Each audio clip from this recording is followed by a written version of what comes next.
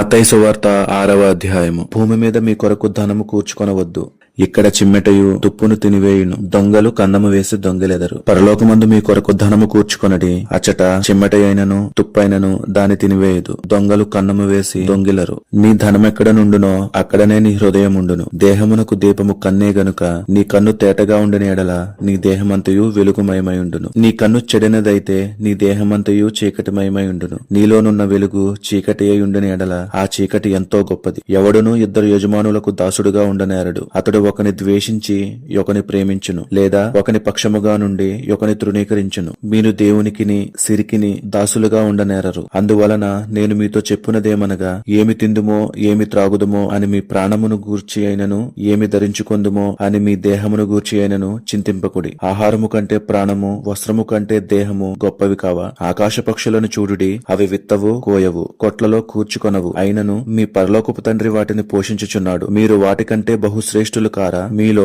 ఎవడు చింతించుట వలన తన ఎత్తు మూరెడెక్కువ చేసుకొనగలడు? వస్త్రములను గూర్చి మీరు చింతింపనేలా? అడవి పువ్వులు ఎలాగూ నెదుగుచున్నవో ఆలోచించుడి. అవి కష్టపడవు, వడకవు, అయినను తన సమస్త వైభవంతో కూడిన సొలొమోను సహితము వీటిలో నొకదాని వలెనైనను అలంకరింపబడలేదు. నేడుండి రేపు పొయ్యిలో వేయబడు అడవి గడ్డిని దేవుడిలాగు అలంకరించిన ఎడల అల్ప విశ్వాసులారా, మీకు మరి నిశ్చయముగా వస్త్రములు ధరింపచేయును గదా. కాబట్టి ఏమి తిందుమో ఏమి త్రాగుదుమో ఏమి ధరించుకొందుమో అని చింతింపకుడి. అన్యజనులు వీటన్నిటి విషయమై విచారింతురు. ఇవన్నీయు మీకు కావలనని మీ పరలోకపు తండ్రికి తెలియను. కాబట్టి మీరు ఆయన రాజ్యమును నీతిని మొదట వెదుకుడి, అప్పుడవన్నీయు మీకు అనుగ్రహింపబడును. రేపటిని గూర్చి చింతింపకుడి, రేపటి దినము దాని సంగతులను గూర్చి చింతించును. ఏనాటి కీడు ఆనాటికి చాలును. దేవుడు ఈ వాక్య భాగమును దీవించునుగాక.